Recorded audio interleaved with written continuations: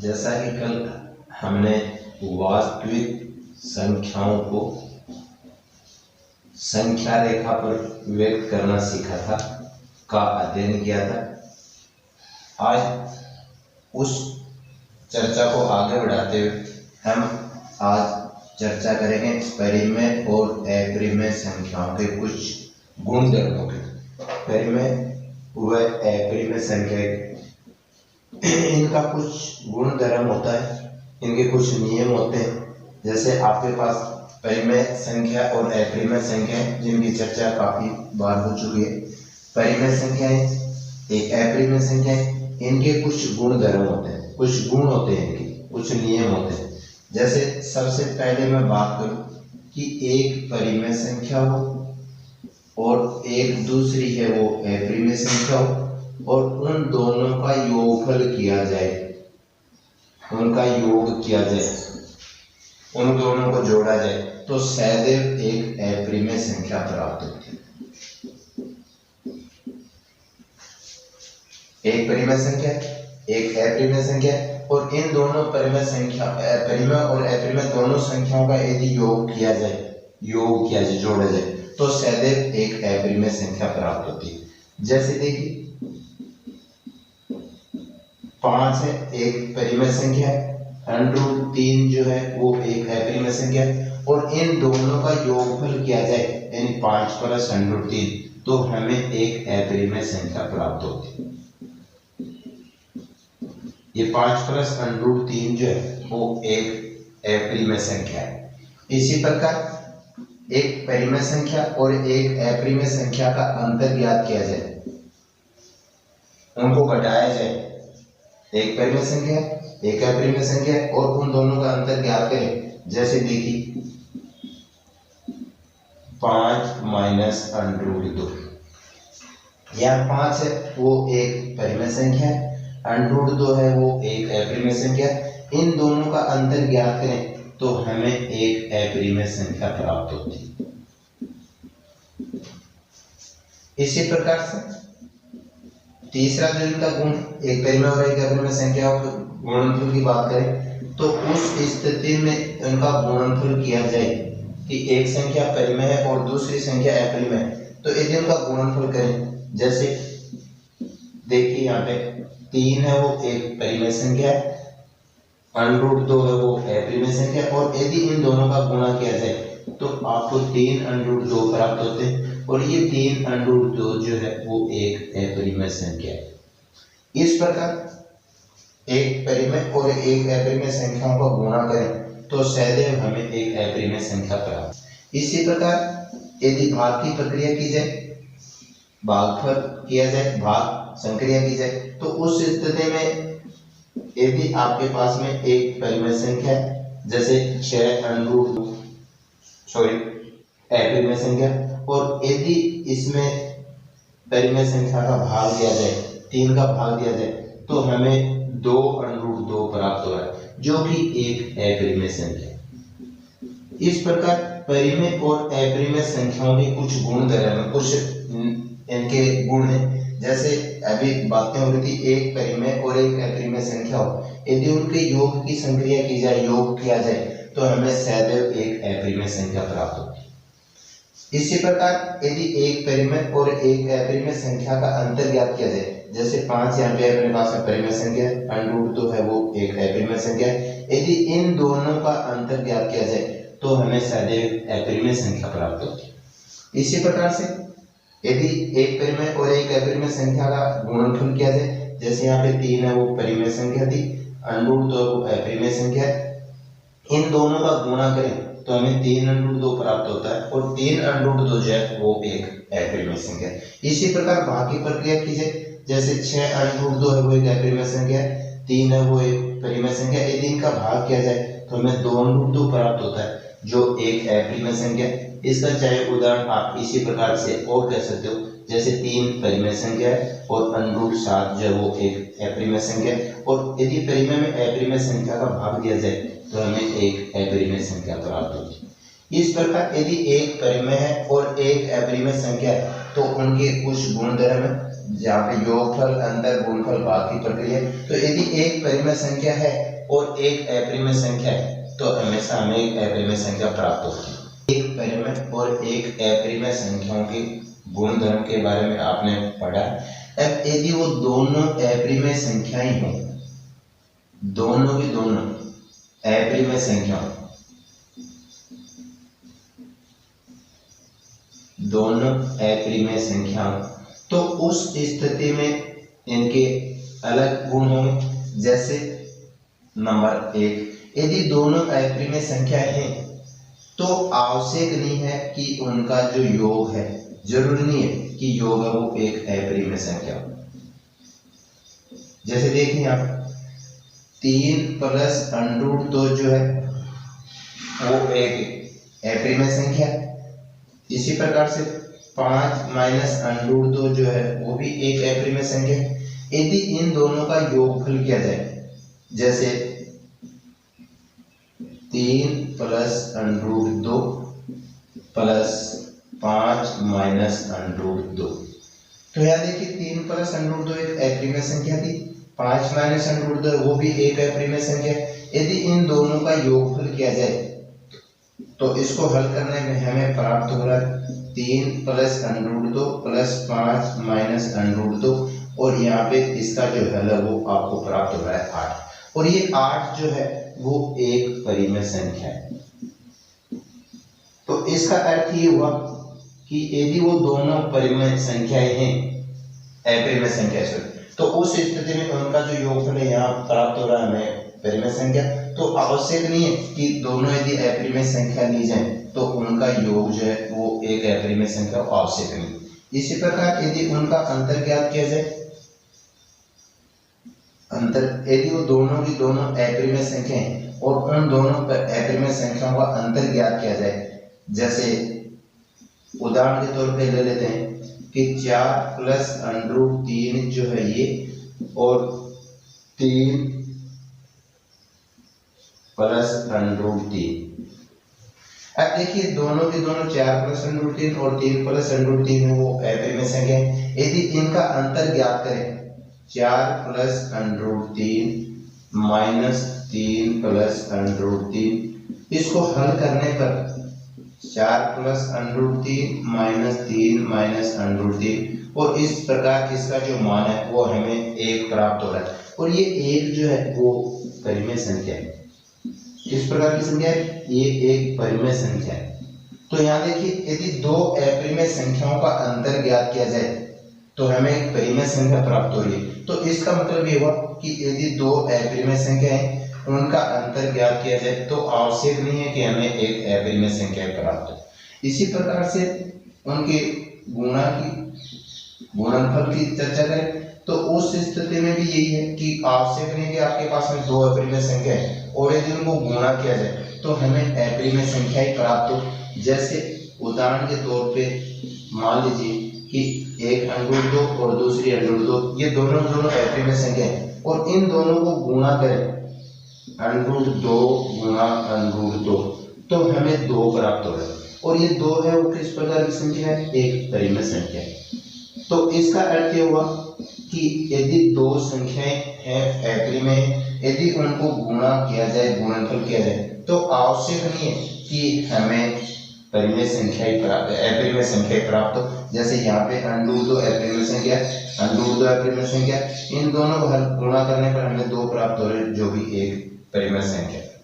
इसी प्रकार से भागफल की चर्चा करें, नंबर चौथा गुण, यदि भाग की बातें करें तो यहाँ भी वही विशेषता है कि यदि वो दोनों अपरिमेय संख्या हैं तो आवश्यक नहीं है कि उनका जो भाग होगा वो अपरिमेय संख्या होगी। जैसे देखिए कि 6√2 जो है एक अपरिमेय संख्या है, 3√2 जो है वो भी एक अपरिमेय संख्या है, और यहाँ इस 6√2 अपरिमेय संख्या 3√2 अपरिमेय संख्या का यदि भाग करें, जैसे 6√2 बटे 3√2, यहाँ पे इसको हल करेंगे तो आपको प्राप्त हो रहा है 2, और ये 2 जो है वो किस प्रकार की संख्या है?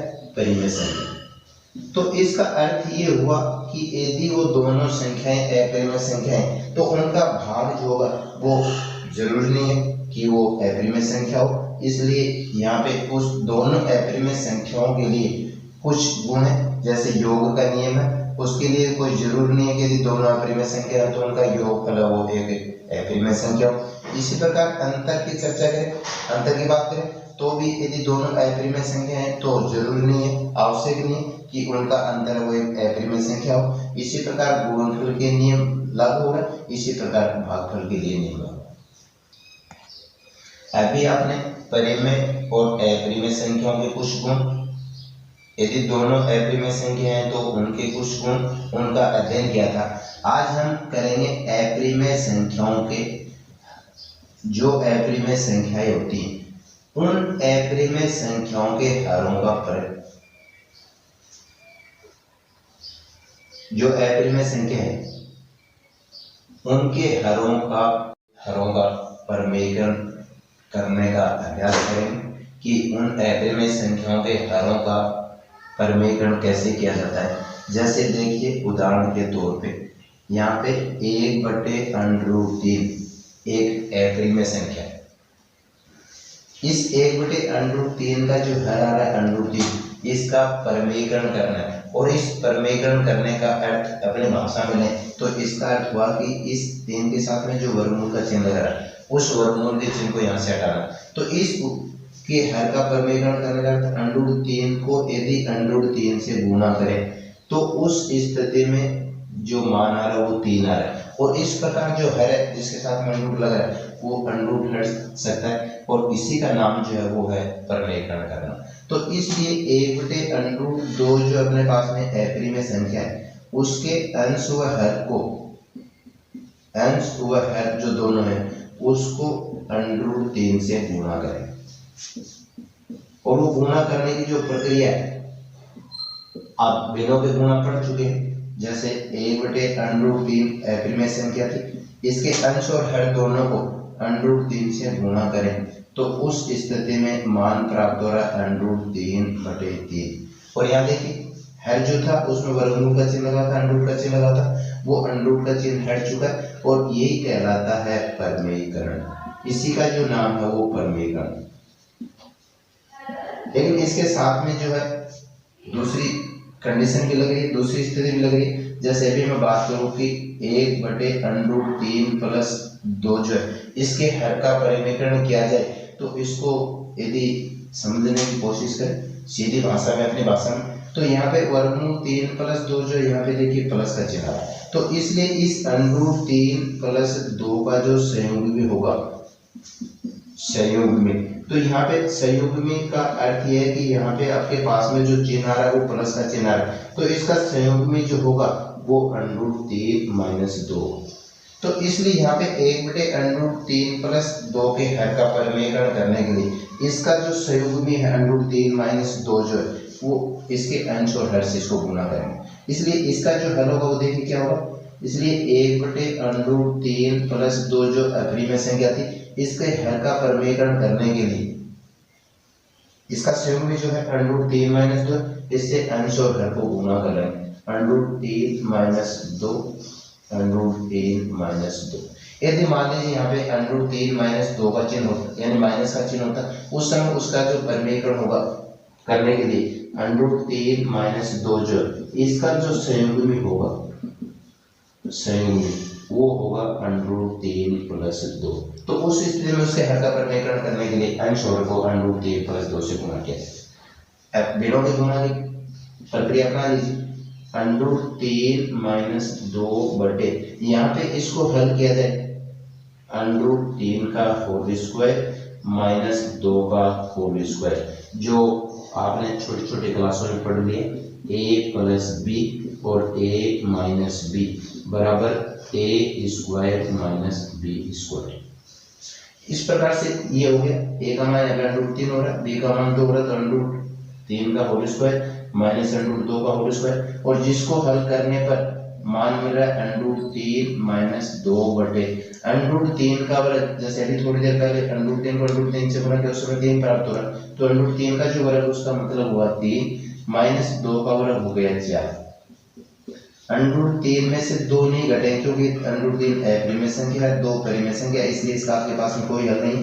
3 प्लस माइनस 4, इसको हल करेंगे तो -1, जिसको और आगे हल करने की प्रक्रिया जो वो आप कर सकते हो √3 - 2। और इस प्रकार किसी भी अपरिमेय संख्या के हर का जो है वो परिमेयकरण किया जा सकता है, उसके हर में जो √ का जो चिन्ह है उसको हटाया जा सकता है।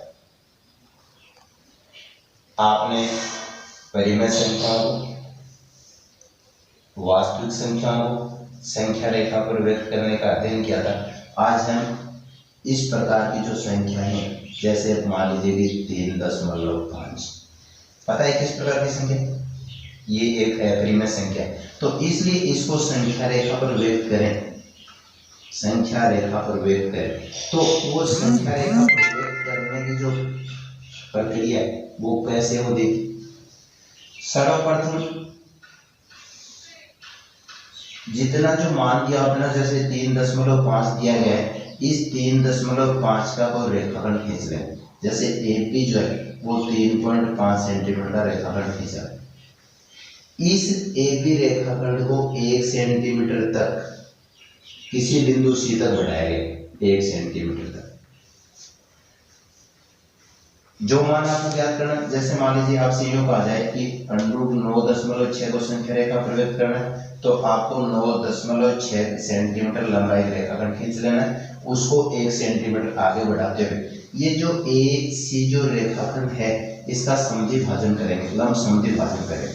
लंब समद्विभाजन करने का मतलब कि एक बिंदु से आधे से ज्यादा चाप प्रकार को खोलते हुए चाप लगाए गए, इसी प्रकार C बिंदु से चाप लगाए गए, और ये दोनों के दोनों जो चाप आपस में काट रहे हैं इनको यदि मिला दें तो ये कहलाता है उस रेखाखंड AC का लंब समद्विभाजन।